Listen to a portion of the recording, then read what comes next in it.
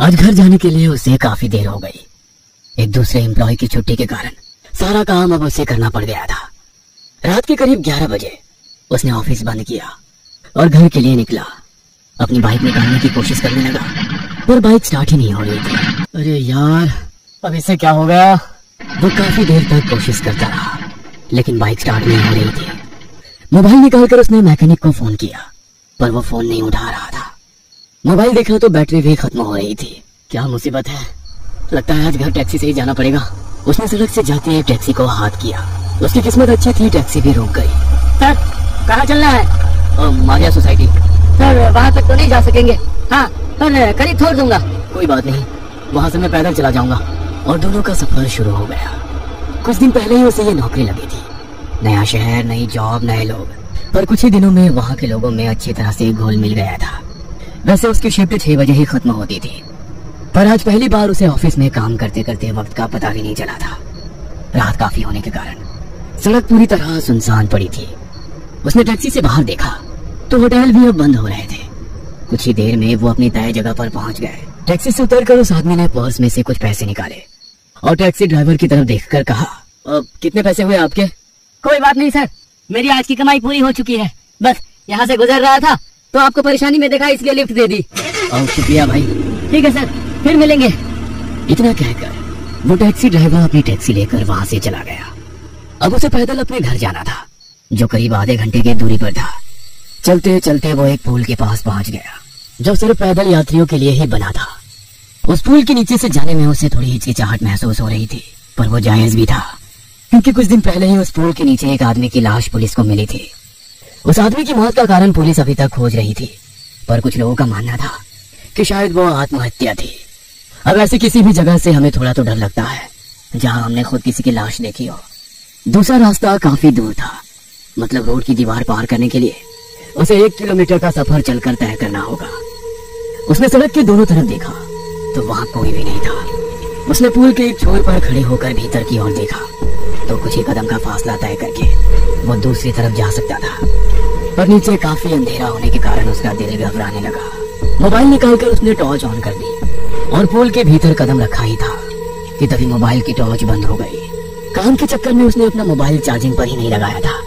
वह वहीं रुक गया। आगे कदम बढ़ाने में उसे थोड़ा डर लग रहा था। इतने में सामने पुल के दूसरे छोर से एक 4 साल का छोटा बच्चा हंसते खिलखिलाते हुए अंदर दौड़कर आता दिखाई दिया। वो भी उस बच्चे की तरफ चलकर जाने लगा। तभी उस बच्चे की माँ पुल की दूसरी तरफ खड़े उस बच्चे को आवाज देने लगी, बेटा इतनी तेज मत दौड़ना, गिर जाओगे। उस महिला को देखकर लग रहा था कि वो इसी पुल के पास भीख मांगकर अपना गुजारा चलाती होगी। कटे फटे मैले कपड़े, बालों की हालत भी ऐसी थी जिन्हें शायद कई दिनों से कंघी नसीब नहीं हुई थी। दौड़ते दौड़ते वो बच्चा एकदम से नीचे जमीन पर गिर गया और वो बच्चा रोने लगा। उसे रोता देख वो तेज कदमों से उस बच्चे के पास पहुंचा और बच्चे को गोद में उठाकर बोला, बेटा आपकी माँ आपको बुला रही है। तब तक उस बच्चे की माँ भी दौड़कर उसके पास पहुंच गई थी। बच्चे को माँ के हाथ में देते हुए कहा, बड़ा प्यारा बच्चा है आपका, तो बड़ी शैतानियां करता है।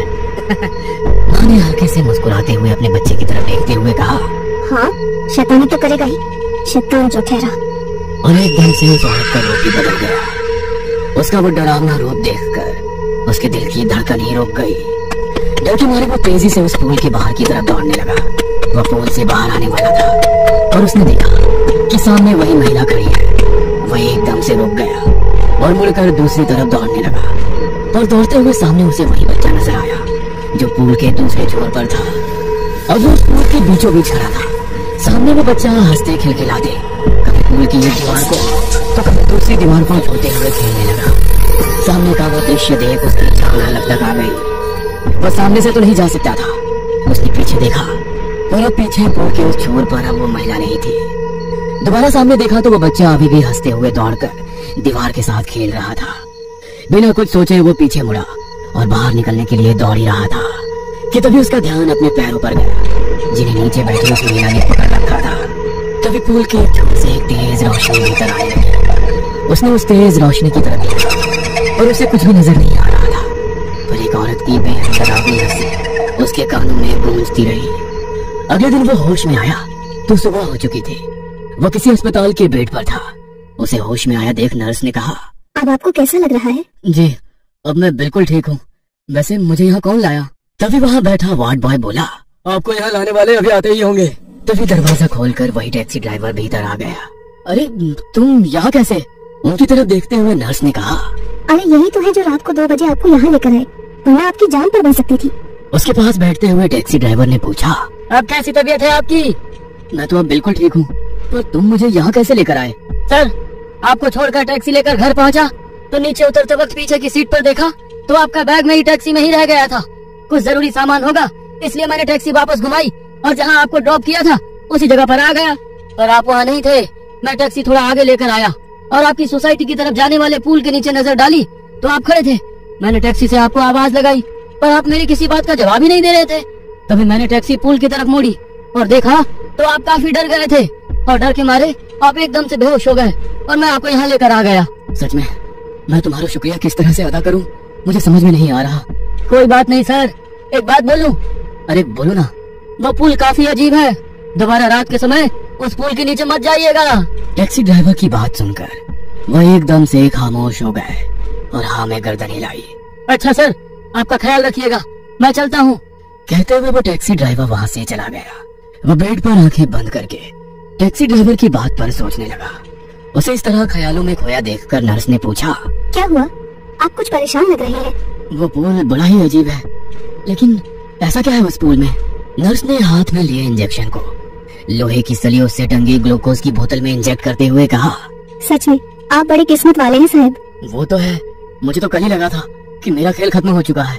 आदमी की बात सुनकर नर्स ने कहा, आज तक रात के समय उस पुल पर गुजरते हुए जिसने भी उस औरत और बच्चे को देखा है ना, उसमें से कोई भी जिंदा नहीं बचा है। हाँ पता है, कुछ दिन पहले ही एक आदमी की लाश वहाँ मिली थी। पुलिस को उसके मरने का कारण भी पता नहीं लगा। उस महिला ने आगे कहा, कहते हैं कि जब वो पुल बनाया जा रहा था तो थोड़ा कंस्ट्रक्शन होते ही दोबारा पुल की दीवार गिर जाती और कोई ना कोई हादसा हो जाता था। कुछ महीनों तक यही सिलसिला चलता रहा।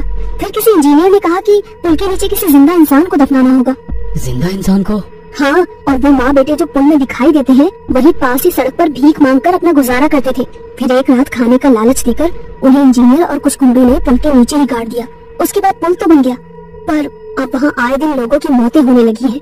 नर्स की बात सुनकर उस आदमी ने घबरा कर कहा, मैं कल ही ये नौकरी और शहर छोड़कर चला जाऊंगा। उसकी बात सुनकर नर्स हंस पड़ी।